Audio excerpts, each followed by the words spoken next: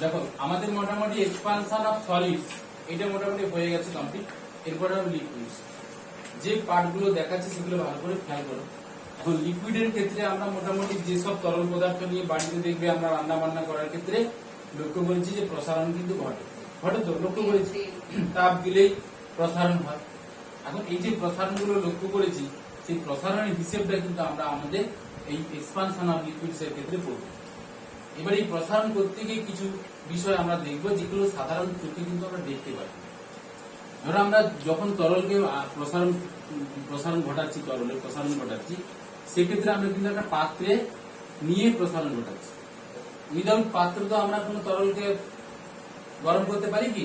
পারি না। তা স্বাভাবিকভাবে আমরা একটা কাঁচের পাত্রকে নিয়ে নিলাম, তাই এটা তরল দিয়ে ভর্তি করা আছে, ঠিক আছে। এই তরল দিয়ে যে ভর্তি করা আছে, এই তরলটাকে আমরা যখন প্রসারিত করবো বুনসের বান্না লাগিয়ে, খেয়াল করো আমাদের চোখের যেগুলো আমাদের মোটামুটি ধরা পড়ে না,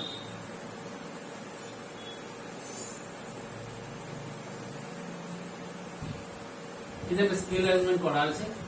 এখন খেয়াল করো যখনই আমরা এই তরলটাকে পাত্রের মধ্যে নিয়ে গরম করার চেষ্টা করছি, পাত্রের মধ্যে যখনই নলটাকে প্রবেশ করেছি, নলের মধ্যে কিন্তু তরলটা ও দাগ পর্যন্ত ধরো উঠেছে।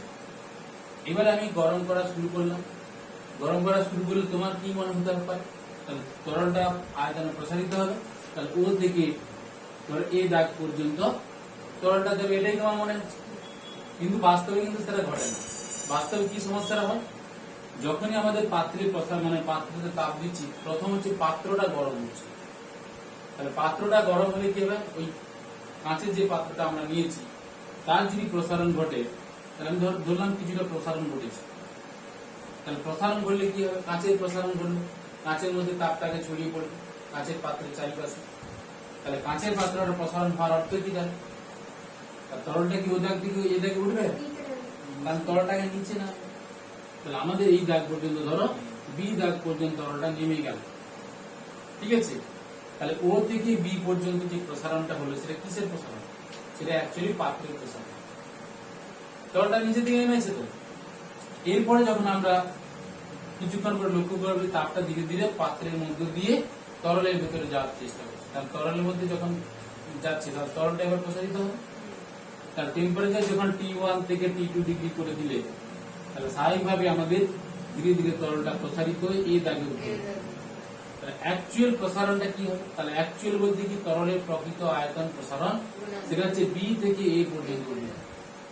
আর আমাদের চোখ কি দেখলো? চোখ দেখলো ও থেকে এই পর্যন্ত। যেটা আমাদের কাছে মনে হলো সেটাকে বলা হচ্ছে আপাত আয়তন প্রসারণ, তরলের আপাত আয়তন প্রসারণ। তাহলে ও থেকে এ পর্যন্ত যেটা হচ্ছে সেটা হচ্ছে আপাত আয়তন প্রসারণ, বি থেকে এটা যেটা হচ্ছে সেটা প্রকৃত আয়তন প্রসারণ, এবং ও থেকে বি যেটা হচ্ছে সেটা হচ্ছে পাত্রের প্রসারণ। তাহলে আমরা এখান থেকে একটা বিষয় লিখতে পারি কি? তরলের প্রকৃত আয়তন প্রসারণ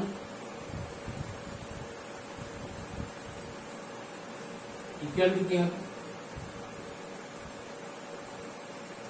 তরলের আপাত আয়তন প্রসারণ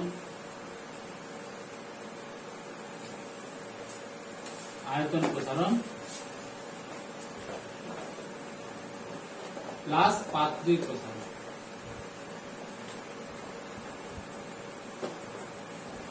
ঠিক আছে। তরলের প্রকৃত আয়তন প্রসারণ ইকুয়াল টু তরলের আপাত আয়তন প্রসারণ প্লাস পাত্রের প্রসারণ। দেখো এখানে এবি যদি করি, এবি মানে কি? এবি ইকুয়াল টু কি লিখতে পারি? ওই প্লাস বি। তাহলে এইটুকু আয়তন যে প্রসারণ হয়েছে এটাকে বলা হচ্ছে তরলের আপাত আয়তন প্রসারণ। ওবিটাকে আমরা কি বলছি? তাহলে ওবিটাকে আমরা বলছি পাত্রের প্রসারণ। বোঝা যাচ্ছে বিষয়টা? তাহলে এখানে আমাদের V2 টা যদি T2 টেম্পারেচারে তরলের প্রকৃত আয়তন হয়, তাহলে V2 মাইনাস V1 এটা কি হবে? তরলের প্রকৃত আয়তন প্রসারণ। বুঝেছে? তার প্রাথমিক আয়তন মানে কি, প্রাথমিক আয়তন যেটা ধরেছি সেটাই পাত্রের আয়তন। তাহলে এখানে কত হচ্ছে V2 dash minus V1। V2 ড্যাশটা কি T2 টেম্পারেচারে তরলের আপাত আয়তন। তাহলে প্রসারণ কত হবে V2 ড্যাশ মাইনাস V1। আর এটা কত হচ্ছে, তার V অন্তিম আয়তন কত ধরলাম, পাত্রের অন্তিম আয়তন V ধরেছি, তাহলে V মাইনাস কত হবে V1। বিষয়টা বোঝা যাচ্ছে? তাহলে এটাকে বলছি তরলের প্রকৃত আয়তন প্রসারণ, এটাকে বলা হচ্ছে তরলের আপাত আয়তন প্রসারণ। আর V মাইনাস V1 কেন বলছি, Vটা হচ্ছে তো পাত্রের অন্তিম আয়তন, সেখান থেকে প্রাথমিক আয়তন সবার ক্ষেত্রে একই হচ্ছে। তাহলে V1 টাকে আমরা ধরে নিচ্ছি যে পাত্রের প্রাথমিক আয়তন, বা সেটাই তরলের আয়তন। তাহলে V মাইনাস V1 টা কি হবে, পাত্রের প্রসারণ। বিষয়টা বোঝা গেছে? তাহলে এই সম্পর্ক থেকে আমরা কি লিখতে পারি ভাই? তাহলে আমি এখান থেকে লিখতে পারি V2 minus V1 equal to V2 dash minus V1 plus কত হচ্ছে V মাইনাস V1। এবার আমি কি করব, উভয় পক্ষকে V2 V1 মাইনাস T মানে কত, T2 মাইনাস T1। টেম্পারেচার আমি বলে দিয়েছি, টেম্পারেচারটা T2 তে আছে V2, T2 টেম্পারেচারে V2 ড্যাশ, আর T2 টেম্পারেচারে V, আর প্রাথমিক V1 যেটা V1 করছি সেটা হচ্ছে টেম্পারেচার কত ছিল তখন, T1 টেম্পারেচার। তা আমি এটা V1 T2 মাইনাস T1 দিয়ে ভাগ করে দিচ্ছি।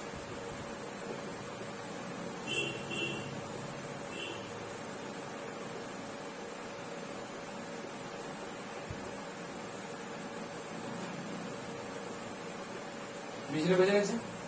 তাহলে এখানে কি আছে V2 minus V1 equal to হচ্ছে V2 dash minus V1 plus V minus, উভয় পক্ষকে কত দিয়ে ভাগ করলাম, V1 T2 মাইনাস T1, এখানে V1 T2 মাইনাস T1, এখানে V1 T2 মাইনাস T1। তা কমন নিয়ে না, উভয় পক্ষ থেকে বাদ চলে যাবে। তাহলে আমার আগের সম্পর্কটা আসছে, এইটা কি, এটাকে বলা হচ্ছে গামা আর। রিয়েল, আর মিন্স রিয়েল, প্রকৃত আয়তন প্রসারণ গুণাঙ্ক। গামা এ মানে কি অ্যাপারেন্ট, তরলের আপাত আয়তন প্রসারণ গুণাঙ্ক, সংজ্ঞাগুলো পরে বলছি। আর গামা জি, এটা জি মানে কি গ্লাস, আমরা কাঁচের পাত্র নিয়েছি, এটা পাত্রের আয়তন প্রসারণ গুণাঙ্ক, বা আমরা লিখতে পারি gamma A plus T alpha. আলফাটা কি কাঁচের দৈর্ঘ্য প্রসারণ গুণাঙ্ক। কঠিনের ক্ষেত্রে যে সম্পর্কটা করেছিলাম gamma equal to T alpha, সেখানে যে গামাটা ধরেছিলাম সেই গামাটা এখানে গামা জি আকারে ধরেছি। বুঝতে পেরেছি কি? সেই গামার সঙ্গে আলফার সম্পর্ক কি ছিল, গামা সমান 3 আলফা ধরেছিলাম তো, সেই সম্পর্কটা আমরা তৈরি করলাম। এবার এখান থেকে দেখো গামা আর ইকুয়াল টু কত করছি, V2 minus V1 by V1 T2 minus. তাহলে এখানে গামা আর এর সংজ্ঞা আমি তৈরি করব। তাহলে গামা আর এর সংজ্ঞা তৈরি করতে গেলে নিয়মটা কি, আগের যে কঠিনের প্রসারণে যে আমরা সম্পর্কগুলো পড়েছি আলফা বিটা গামা, সেখানে সংজ্ঞাগুলো যেভাবে বানিয়েছি এখানে সংজ্ঞাগুলো একই রকম বানাতে হবে।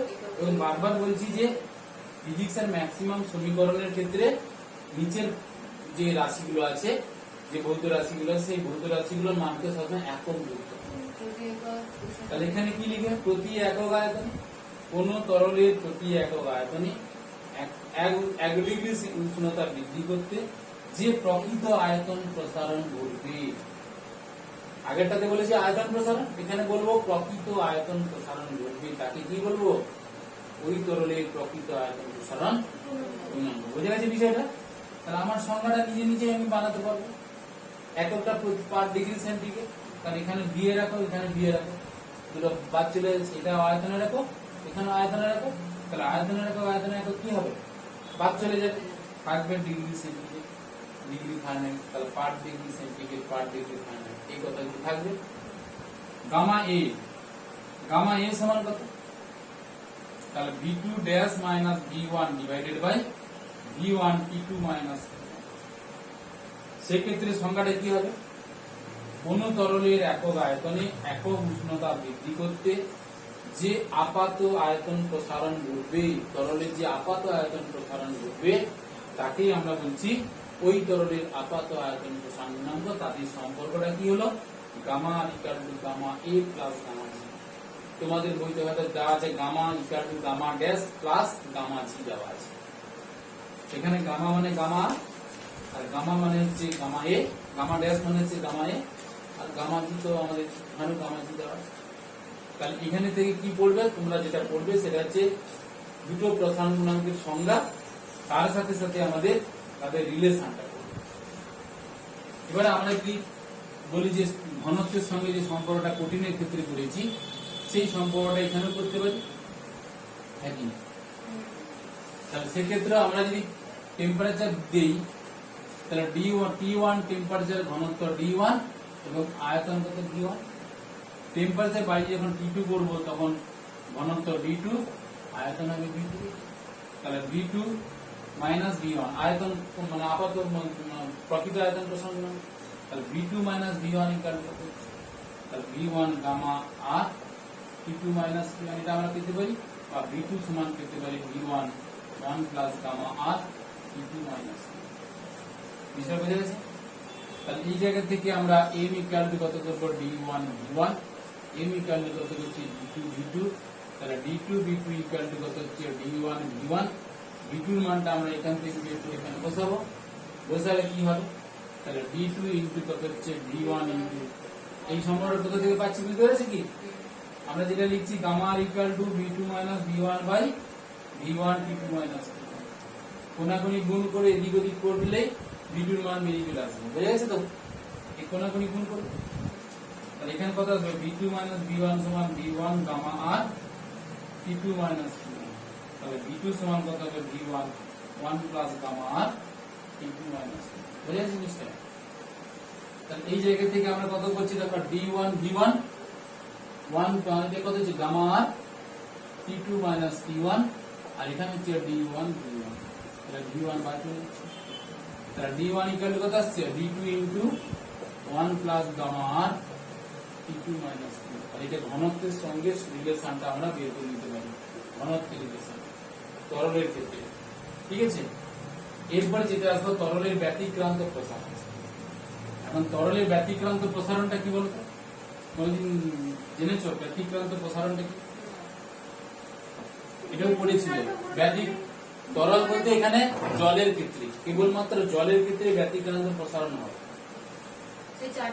4 ডিগ্রি পড়েছো তো?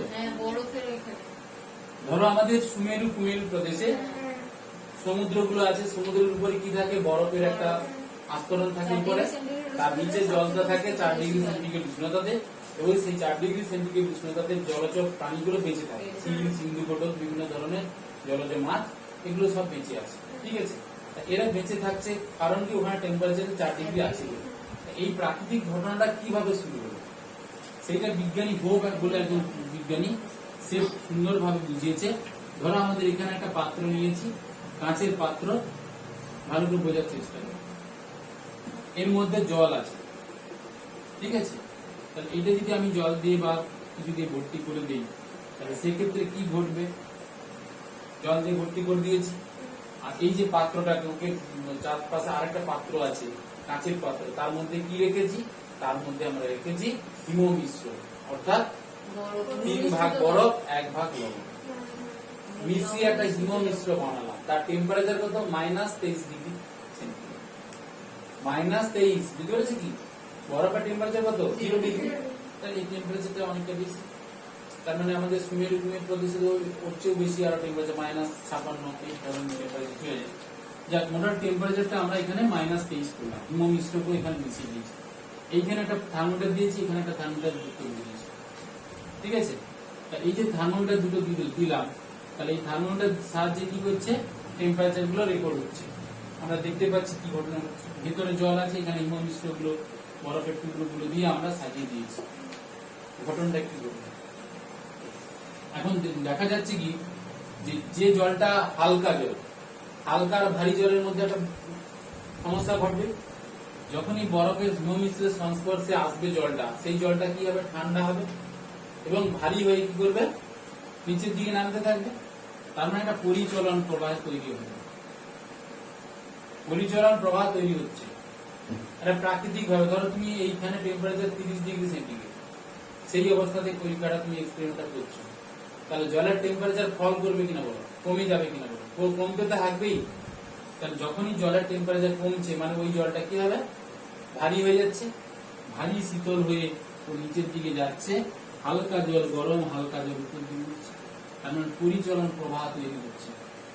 জলটা এইভাবে যখন উঠছে নামছে, নামতে নামতে দেখবে এখানে থার্মোমিটার লক্ষ্য করবে, 1 নম্বর থার্মোমিটার লক্ষ্য করবে টেম্পারেচার ধীরে ধীরে কমছে, কমছে, কমতে কমতে যখন দেখবে 4 ডিগ্রি সেন্টিগ্রেড হয়ে গেল, তখন কিন্তু আর কোনোভাবে এই পরিচলন প্রবাহটা আর চলছে না, টেম্পারেচার আর কিন্তু ফল করছে না, 4 ডিগ্রি সেন্টিগ্রেড স্থির হয়ে আছে। কেন স্থির হলো? কারণটা কি? 4 ডিগ্রি সেন্টিগ্রেড উষ্ণতা দেখা গেছে জলের ঘনত্ব সর্বোচ্চ, তার মানে সবচেয়ে ভারী জল হচ্ছে 4 ডিগ্রি সেন্টিগ্রেড উষ্ণতা। ঠিক আছে, তাহলে 4 ডিগ্রি সেন্টিগ্রেড যদি ভারী জল হয়, সেই জলটা কোথায় থাকবে? নিচে থাকছে, আর উপরের জলটা আরো হালকা, সেও নামতে পারছে না। আর এই যে পাত্রের সংস্পর্শে যে জলটা আছে, সেই জলটা এর চেয়ে হালকা কিন্তু এর চেয়ে ভারী, তাই কিনা? উপরের জলের তুলনায় ভারী কিন্তু নিচের জলের তুলনায় হালকা, তাই এই জলটা উপর দিকে উঠছে না বা নামছে না, উপরের তরলটা মিডিল এই পাত্রের সংস্পর্শে কিছুটা এরিয়ায় কিছু জল থাকছে, কিন্তু সেই জলটা উপরেও যাচ্ছে না বা নিচেও নামছে না। ফলে একটা পরিচলন যে প্রবাহটা চলছিল, সেই স্রোতটা কিন্তু আর চলবে না, স্টপ হয়ে গেল। স্টপ হলে কি হবে? তখন এই যে -23 ডিগ্রি টেম্পারেচার সংস্পর্শে জলটা থাকবে, সেই জলটা ধীরে ধীরে বরফে পরিণত হবে। যেই বরফে পরিণত হবে, বরফ হালকা বেশি, এইভাবে বরফের টুকরোগুলো কি করবে, ভাসতে ভাসতে একটা লেয়ার ফর্মেশন করে নেবে। বরফের লেয়ারটা কোথায় তৈরি হলো? পরে নিচে কত টেম্পারেচারে জল থাকলো? 4 ডিগ্রি সেন্টিগ্রেড উষ্ণতায় জল। তাহলে প্রাকৃতিক অবস্থা যে তৈরি হয়েছে, সেটাকে একটা সহজ পরীক্ষার মাধ্যমে বিজ্ঞানী হোক সেটাকে বুঝিয়ে বললেন যে এইভাবে কিন্তু আমাদের অ্যাকচুয়ালি প্রাকৃতিক ঘটনাটা সুমেরু প্রদেশে ঘটেছে। ফলে সুমেরু প্রদেশের উপরে, সমুদ্রের উপরে যে বরফের চাদরটা আছে, সেটা এইভাবেই তৈরি হয়েছে। ঠিক আছে, তাহলে নিচের জলের টেম্পারেচার 4 ডিগ্রি, কোনো সমস্যা নেই, ভারী জল আছে, তাহলে সেখানে জলজ প্রাণীরা ইজিলি বেঁচে থাকতে পারবে। ঠিক আছে, তাহলে আমি জলের ক্ষেত্রে সবসময় 0 থেকে যখন টেম্পারেচার বাড়াবে, 1 ডিগ্রি করবে, 2 ডিগ্রি করবে, 3 ডিগ্রি করবে, 4 ডিগ্রি করবে, আয়তন বাড়ার পরিবর্তে কি হবে? আয়তন কমতে থাকে। যে কোনো তরলকে তাপ দিলে কি হয়? আয়তন বাড়ে, ঠিক? কিন্তু এখানে আয়তন বাড়ার পরিবর্তে কি হবে? এই যে ব্যতিক্রমী ঘটনাটা তরলের ক্ষেত্রে, তরলের মধ্যে জলের ক্ষেত্রে দেখা যাচ্ছে, এটাকে বলা হচ্ছে জলের ব্যতিক্রান্ত প্রসারণ। তার আয়তন কমছে, কি বাড়বে? ঘনত্ব বাড়বে। ঘনত্ব বাড়তে বাড়তে এইখানে কি আয়তন সর্বনিম্ন, আয়তন মান সবচেয়ে কম, ঘনত্বের মান সবচেয়ে বেশি। এরপরে 4 ডিগ্রি থেকে যখন 5 ডিগ্রি সেন্টিগ্রেডে নিয়ে যাবে, তখন টেম্পারেচার বাড়ানোর জন্য জলের প্রসারণ আবার শুরু হবে। মানে 4 ডিগ্রি পরে জলের প্রসারণ শুরু হলো, ঘনত্ব আবার কমতে থাকবে। তার মানে 4 ডিগ্রি সেন্টিগ্রেড উষ্ণতায় জলের ঘনত্ব বিষয়টা বোঝা গেছে? তাহলে আমরা যদি এখানে একটা গ্রাফ প্লট করি, ধরো আমি এখানে টেম্পারেচারকে টি এই ভার্সাস, আর এখানে আমাদের ঘনত্ব আমি ডিটাকে, এই জলের ঘনত্ব ডি কে ওয়াই অক্ষ বরাবর ধরি, ভালো করে খেয়াল করো। তাহলে আমার এখানে যে ঘনত্ব থাকে, 1 ডিগ্রি, 2 ডিগ্রি, 3 ডিগ্রি, 4 ডিগ্রি, এখানে যদি আমরা দাগগুলো কাটাই, তাহলে 1, 2 এটা 0 ধরলাম, 1 ডিগ্রি, 2, 3, 4, তাহলে এইখান থেকে যে মানটা 4 ডিগ্রিতে গিয়ে সর্বোচ্চ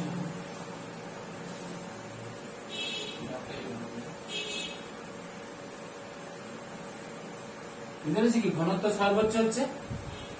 টেম্পারেচার যত বাড়াবে, ধীরে ধীরে কি হচ্ছে? জলের ঘনত্ব বাড়ছে। কত পর্যন্ত? 4 ডিগ্রি পর্যন্ত সর্বোচ্চ। তারপরে দেখো ঘনত্ব আবার কমছে। আয়তনের ক্ষেত্রে যদি আমরা দেখাই, তাহলে এইরকম গ্রাফটা আসবে। এখানে 4 ডিগ্রি, ঠিক আছে, 4 ডিগ্রিতে সর্বোচ্চ। আর আমাদের আয়তনের ক্ষেত্রে কি হবে? উল্টো জিনিস, ঠিক আছে, 0 তো হবে না একবারে, এই জন্য উপরে থাকবে। তাহলে এই 4 ডিগ্রিতে আয়তন কি হবে? সর্বনিম্ন। আবার আয়তনটা বাড়তে থাকবে, এইদিকে আয়তন আর ধরো এখানে 1 ধরেছি, 1 গ্রাম পার সেন্টিমিটার কিউব। জলের ঘনত্ব কত হয়? আয়তন কত হয়? 1 গ্রাম পার সেন্টিমিটার কিউব। এটা হচ্ছে ধরো এই জায়গাতে এসে 1 গ্রাম পার সেন্টিমিটার কিউব। এই বিন্দুতে এসে কি হবে, জলের ঘনত্ব সর্বোচ্চ মানে কি, জলের ঘনত্বের মান কত, 1 গ্রাম পার সেন্টিমিটার কিউব। ঠিক আছে, এসআইতে হলে 1000 কেজি পার মিটার কিউব, আর এফপিএস পদ্ধতি হলে 62.5 পাউন্ড পার ফিট কিউব। ভালো করে বোঝা যাচ্ছে? তিনটে ঘনত্বের মান, জলের ঘনত্ব তিনটি পদ্ধতি তিনটি আলাদা হচ্ছে। সিজিএসএ 1 গ্রাম পার সেন্টিমিটার কিউব, কারণ কি ডি সমান এম বাই বি। এম এর একক কি, গ্রাম, সেন্টিমিটার কিউব, তাহলে গ্রাম পার সেন্টিমিটার। এসআইতে কত হবে, 1000 কেজি পার মিটার কিউব। এখান থেকে ভেঙে তুমি আবার এখানে আসতে পারো, কি করেছি দেখো, তাহলে 1000 কেজি কে যদি গ্রামে করি কত হবে, 1000 ইন্টু আরো 1000, হ্যাঁ কি না, মিটার, 1 মিটার সমান কত, 100 সেন্টিমিটার, তাহলে 100 হোল কিউব। আর এখানে 3 3 6টা শূন্য, 100 হোল কিউব মানে কত, ওটাও 6টা শূন্য, কেটে গেলে কত, 1 গ্রাম পার সেন্টিমিটার কিউব হবে না। তো দুটো মানই একই, এটা এসআই পদ্ধতিতে মান বলা হচ্ছে, এটা সিজিএস। এই মানটা 1 গ্রাম সেন্টিমিটার কিউব কখন দেখাবে, 4 ডিগ্রিতে এসে সর্বোচ্চ হবে। আর 4 ডিগ্রিতে এসে, তাহলে এটার মান, আমার আয়তনের মান ধীরে ধীরে কমছে, 4 ডিগ্রিতে এসে আয়তনের মান সর্বনিম্ন, তারপরে আবার টেম্পারেচার বাড়ালে আবার বুঝতে বুঝেছি কি, আমি টেম্পারেচার যত বাড়াবো তত আয়তনটা বাড়বে। এটা হচ্ছে আমাদের মোটামুটি জলের ব্যতিক্রান্ত প্রসারণ ঘটনাটাকে ভালো করে উপলব্ধি করতে হবে, বুঝতে শিখতে হবে, তাহলে মোটামুটি তরলের প্রসারণটা তোমার বোঝা হয়ে যাবে। এবারে আমরা কিছু প্রশ্ন আলোচনা করি। এই চ্যাপ্টারে, দুটো চ্যাপ্টার যে হচ্ছে, তুমি যেটা বলছো যে গ্রুপের মধ্যে আমরা যে প্রশ্নের গুলো ছেড়েছি সেগুলোকে আলোচনা, তাহলে সেগুলো ক্যালকুলেশন গুলো আমরা যেখানে সমস্যা হচ্ছে সেটা বোঝো। ধরো আমি তোমাকে একটা কথা বলি,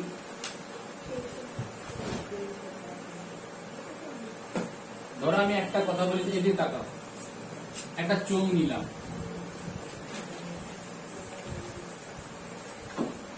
একটা ফাঁপা চোঙ, একটা নিরেট চোঙ, ঠিক আছে, বলছি এদের আয়তন টেম্পারেচার বাড়িয়ে যদি আমরা টেম্পারেচার বাড়িয়ে দিলাম, বাড়িয়ে T1 থেকে T ডিগ্রি করলাম বা 0 থেকে T ডিগ্রি করলাম, সেক্ষেত্রে কি নিরেট চোঙ এবং ফাঁপা চোঙের আয়তন একই হবে? সেটা তোমাকে বোঝাতে। তাহলে এখান থেকে দেখো, এটা কত, R1, এটা দৈর্ঘ্যটা কত ধরেছি, L1, একই না, তাহলে একটা R1, একটা হচ্ছে L1, এর আয়তন কত হবে, V1। টেম্পারেচার যখন আমাদের T1 ধরে নিচ্ছি, T1 ডিগ্রি সেন্টিগ্রেড, বুঝা গেছে? সেই আয়তনের মান কত হবে, পাই R1 স্কয়ার L1 হবে। চোঙের আয়তনের সূত্র জানো তো, হ্যাঁ কি না, পাই আর স্কয়ার এইচ জানো তো, ওই তো এইচ মানে L1, ঠিক আছে, এটা এইচ মানে আমরা এখানে L1 ধরছি, আর মানে হচ্ছে পাই R1 স্কয়ার, আর এর জায়গায় R1 ধরছি, ঠিক আছে কি? তাহলে সেই সম্পর্ক আমরা V1 equal to pi R1 square into L1, ভালো করে বুঝো। টেম্পারেচার বাড়িয়ে যদি T2 ডিগ্রি সেন্টিগ্রেডে নিয়ে যাই, তখন R1 কে R1 থাকবে, তখন তো আয়তনে প্রসারিত হবে, তাহলে ব্যাসার্ধ বরাবর পরিবর্তন ঘটবে, তখন এটা R1 টা হয়ে যাবে R2 আর L1 টা হয়ে যাবে L2, হয়ে গেছে। তাহলে R2 সমান কি লিখবো, দৈর্ঘ্য প্রসারণ গুণাঙ্ক আলফা আমরা জানি, তাহলে R2 সমান কত হবে, R1 1 প্লাস আলফা কি হবে বলো, T2 মাইনাস টেন, কিন্তু দৈর্ঘ্য প্রসারণ গুণাঙ্ক কি বের করবে, আর L2 সমান কত হবে, L1 into 1 plus alpha T2 minus ten, বুঝেছো? তাহলে V2 এর মান কত হবে, পাই R2 স্কয়ার ইনটু L2। এখানে R1 এর জায়গায় তখন R2 হয়ে গেছে, তো আয়তন প্রসারিত হয়ে গেছে, তখন আমাদের দেখো এই আয়তন যেই প্রসারিত হয়ে গেল, তখন ব্যাসার্ধটা কত হচ্ছে, যদিও বাড়লো, স্বাভাবিকভাবে L1 টা হয়ে যাবে তখন L2, আর R1 টা হয়ে যাবে, R1 টা কোথায় যাবে বলো, এই পর্যন্ত আসবে, সেই মান দুটোকে আমাকে বের করে নিতে হলো, এই মান দুটোকে আবার এখানে বসিয়ে দাও, বসাও, খাতা খুলে খাতায় করতে থাকবে। তাহলে আমি এখান থেকে V2 এর মানটা বের করব, ঠিক আছে। তাহলে V2 সমান কত হচ্ছে, তাহলে পাই R2 স্কয়ার পাই ইনটু R2 এর মান কত, R1 into 1 plus alpha into P2 minus P1 তার হোল স্কয়ার আমি এটা R1 স্কয়ার আলাদা করে লিখলাম, বাকিটা স্কয়ার করে দিচ্ছি, ইনটু L2 এর মান কত হবে, L1 into 1 plus alpha P2 minus P1। এই বিষয়টা আমাদের কোশ্চেনে আমরা এগুলো করেছি। এটা কত হবে, 2 আলফা P2 মাইনাস P1 টাকে আমরা T ধরে নিচ্ছি, হ্যাঁ P2 মাইনাস P1 টাকে আমরা কত ধরছি, T ধরে নিচ্ছি, কারণ ক্যালকুলেশনের সুবিধার জন্য। বুঝে গেছে কি? তাহলে এখানে আলফা T হবে 1 plus 2 alpha T plus alpha square T square. বুঝে গেছে? এটা কত হচ্ছে, তাহলে ইনটু কত হচ্ছে, L1 টাকে নিয়ে নিচ্ছি 1 প্লাস বলো 1 প্লাস আলফা T, ক্যালকুলেশন থেকে এটা বাদ দেব, তাহলে বাদ দিচ্ছি, কারণ কি আলফা এর ভ্যালু যেহেতু ক্ষুদ্র তার স্কয়ারের ভ্যালুটা আরো ক্ষুদ্র, তাই আমরা এখান থেকে ক্যালকুলেশন থেকে এটাকে বাদ দিতে পারি, উপেক্ষা করতে পারি। আলফার ভ্যালু খুব ক্ষুদ্র হয়, হ্যাঁ 12 ইনটু 10 মাইনাস 6 কোনটা মেটেরিয়ালস এর ক্ষেত্রে তার স্কয়ার মানে ওটা আরো কমে যাচ্ছে না, সেই কারণে আমরা এটাকে কি করব, ক্যালকুলেশন থেকে বাদ দিয়ে দেব। তাহলে কত থাকছে বলো,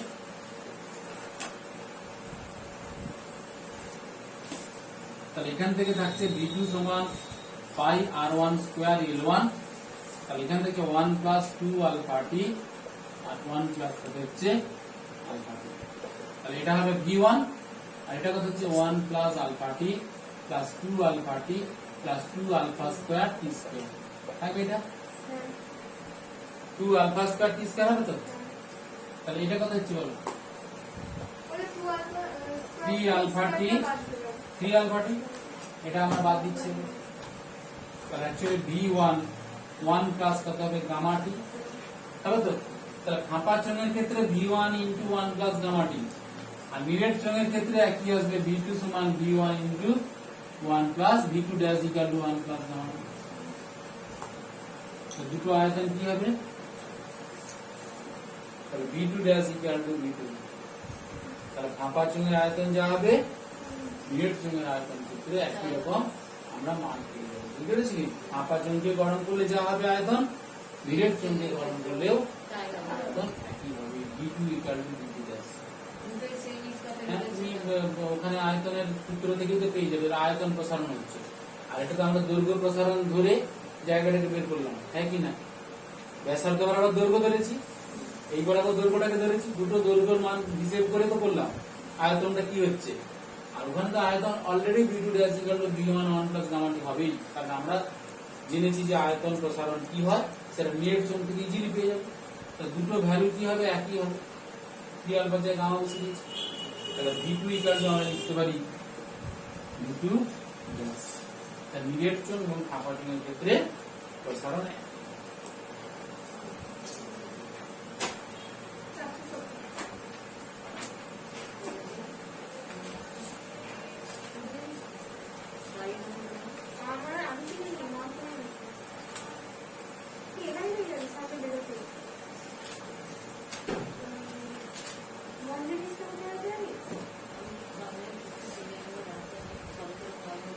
এই বোঝা যাচ্ছে তো, এই ক্যালকুলেশন বোঝা গেল।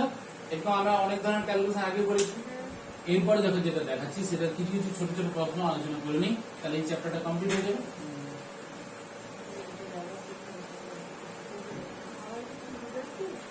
দেখো কি বলছে লক্ষ্য করো, লোহার দৈর্ঘ্য প্রসারণ গুণাঙ্ক 0.0012, ঠিক আছে। পার ডিগ্রি সেন্টিগ্রেড বলতে কি বোঝায়, এটা আমরা আলোচনা করেছি তো, কি বলো, 0.0001 মানে 12 ইনটু কত 10⁻⁶ পার ডিগ্রি সেন্টিগ্রেড বলতে কি বোঝো? কারণ প্রতি 1 ডিগ্রি সেন্টিগ্রেড যদি বাড়ানো হয় 1 সেন্টিমিটার দৈর্ঘ্যের 1 ডিগ্রি সেন্টিগ্রেড উষ্ণতা বৃদ্ধি করলে সেক্ষেত্রে দৈর্ঘ্য প্রসারণ কত হবে, 12 ইনটু 10⁻⁶। 1 2 3 4 5 6 আমি 12 ইনটু লিখেছি, ঠিক আছে। তুমি যে ক্যালকুলেশনটা বলেছিলে ওই ক্যালকুলেশন পুরো দেখবে, দুটো গুণ করলে ভ্যালুটা আসবে 1080 ইনটু 10 টু দি পাওয়ার -6, ও লিখেছে 108 ইনটু 10 টু দি পাওয়ার -5। বুঝেছো কি? ওই ক্যালকুলেশন ঠিক আছে, তুমি আমি দেখেছিলাম তুমি যেটা পাঠিয়েছিল তো কে পাঠিয়েছিল? স্নেহা। তো তুমি পাঠিয়েছিলে ওই ক্যালকুলেশন বুঝতে পেরেছো? আজ দেখে নিবে। স্যার অঙ্কগুলো না ঠিকঠাক ইউটিউব দেখে হয় না, মানে যেটা বুঝতে পার যতটা পাচ্ছ পরে যে ভিডিওগুলো কোনো সমস্যা হবে না। স্যার ভিডিওই দেখতে হবে, আমরা কি করে পারবো না করতে? না না, তুমি আগে ম্যাথটাকে খাতার মধ্যে লিখে নিয়ে আসো, যদি প্রবলেম হয় আমি ম্যাথটা ধরে ধরে বুঝিয়ে দিচ্ছি। কি কথাটা বুঝে দিচ্ছি, তোমার কাছে ম্যাথটা থাকলো, আমি আবার বলে চলে গেলাম, তুমি বুঝে গেলো। অসুবিধা কিছু নেই। আমার বাবা ঠিক পছন্দ করে না ইউটিউব। না এখন তো অনলাইনে সব জায়গায় আমার কিছু পড়া না, কারণ আমি তো ধরো সব বিভিন্ন জায়গাতে পড়াচ্ছি, তো আমার তো টাইমগুলো পাওয়া যাচ্ছে না। তুমি ওইটা করতে থাকো, সবারই একটু সমস্যা হবে, তার মধ্যে ম্যাথগুলো আমি দেখবো পরের দিন খাতায়। আচ্ছা, প্রশ্নগুলো আলোচনা করি। তারপরে দেখো, তারপরে কি বলছে, ধাতব স্কেল নির্মাণের জন্য কি ধরনের উপাদান ব্যবহার করা প্রয়োজন এবং কেন। ধাতব স্কেল নির্মাণের জন্য আমরা যে ধাতব স্কেল গুলো ব্যবহার করি, তো তার সাহায্যে কি আমরা সঠিক দৈর্ঘ্য পরিমাপ করতে পারি? কেন পারি না? কাঠের স্কেল বা আমাদের প্লাস্টিকের স্কেল গুলো আমরা যদি ব্যবহার করি সেক্ষেত্রে সঠিক দৈর্ঘ্য পাবো, কিন্তু ধাতব স্কেল ব্যবহার করলে কিন্তু সঠিক দৈর্ঘ্য পাবো না। কারণ এই যে স্কেলটা, আমি একটা স্কেল নিয়েছি, ধরো স্কেলের যে দাগগুলো আছে, তো ছোট ছোট দাগগুলো আছে, দুটো ছোট দাগকে আমি এখানে দুটো ছোট দাগ হিসেবে দেখাচ্ছি। যেই তুমি টেম্পারেচার বাড়বে, দিনের টেম্পারেচার বাড়বে, তাহলে তার দৈর্ঘ্যটা কিছুটা তো বেড়ে যাবে। কিন্তু এখানে লেখা আছে 1 সেন্টিমিটার, ধরো সাপোজ, তাহলে তুমি ওই দৈর্ঘ্যটাকেই বলছো 1 সেন্টিমিটার, কিন্তু ওই যে দৈর্ঘ্য বেড়ে গেল, তুমি যে সেটা খালি চোখে লক্ষ্য করতে পারলে না, তার তোমার ত্রুটি চলে গেল। আর শীতকালে কি হবে, টেম্পারেচার কমে যাচ্ছে, তখন আমার এই দাগটা এই দাগে চলে গেল, তখন ছোট হয়ে গেল, তখন কিন্তু তুমি বলছো 1 সেন্টিমিটার। তাহলে যেটা 1 সেন্টিমিটার তার প্রকৃত দৈর্ঘ্য কত? টেম্পারেচার বাড়লে 1 প্লাস আলফা টি। যদি তুমি 1 সেন্টিমিটার বলছো, তার প্রকৃত দৈর্ঘ্য কত হবে? 1 ইন্টু 1 প্লাস আলফা টি। এটাকে 1 সেন্টিমিটার বলছে, তার প্রকৃত দৈর্ঘ্য এটা। আর যেটা হচ্ছে আমাদের কমে যাচ্ছে, তাহলে 1 মাইনাস আলফা টি। এটাকে আমরা 1 সেন্টিমিটার বলছি, সেটার প্রকৃত দৈর্ঘ্য হবে 1 মাইনাস আলফা। এটা বুঝে নিতে হবে। তুমি যেটাকে 1 সেন্টিমিটার বলছো সেটা কিন্তু 1 সেন্টিমিটার নয়, অলরেডি এই মানটা হয়ে গেছে। যেটাকে 1 সেন্টিমিটার বলছি শীতকালে, সেটার মান হচ্ছে 1 মাইনাস আলফা। বুঝেছো? আলফার মান দেওয়া থাকবে, টেম্পারেচার বেড়ে কত হলো, কোন টেম্পারেচার ওই ধাতব স্কেলটা সঠিক পাঠ দেয়, কোন টেম্পারেচার নিয়ে গেলে তাহলে ত্রুটি হচ্ছে, সেই জায়গাগুলো আমাদের ম্যাথের মধ্যে কিছুটা দেওয়া আছে, দেখবো। আমি পরে ম্যাথ আলোচনা করবো। তোমরা যেটা নিয়ে ভয় পাচ্ছ, ভয় পাওয়ার কিছু নেই। তোমরা এখন যেটা বলছি সেই পড়ার জায়গাগুলো কমপ্লিট করো, থিওরিটা কমপ্লিট করো, ম্যাথটাকে শুধু ইউটিউবে যে জায়গাগুলো আমরা দিচ্ছি, আমরা তো ভিডিও করে দিচ্ছি, তো দেখতে পাবে। আর তোমাদের হচ্ছে মাইক্রোফোন দিয়ে, হেডফোন দিয়ে শোনার চেষ্টা করো। আর হেডফোন দিয়ে শুনতে পাবে, বোঝাটাও কিছুটা হয়ে যাবে। ম্যাথটা করলে একটা অভ্যাস হলো। তারপরে আমি যখন ওই ম্যাথের খাতাটা তোমরা নিয়ে চলে আসবে, আমি বসে ম্যাথগুলো বসে কোনটা কেন কিভাবে হচ্ছে আমি বুঝতে পারবো। তাহলে আর কি সমস্যা আছে? তুমি 50টা ম্যাথ খাতার মধ্যে এখন লিখতে থাকো, কিছুটা বুঝতে থাকো। আমি তোমাকে একদিন তোমাদেরকে একটা এক্সট্রা ডেট দিয়ে দিলাম, ধরো 2-3টা চ্যাপ্টার ম্যাথ একদিনে বুঝিয়ে দিলাম। সূত্রগুলো তো এখানে পড়াচ্ছি, সূত্রগুলো বুঝতে পারছো, কারণ কি সূত্রটা দিয়ে আমি ম্যাথটা করছি, সেইগুলো একটু বুঝে দেওয়ার কিছু। ঠিক আছে? এরপরে তার এখানে কি বলছে, ধাতব স্কেল যে উষ্ণতা উৎসর্গিত করা হয় কেবল সেই উষ্ণতাতেই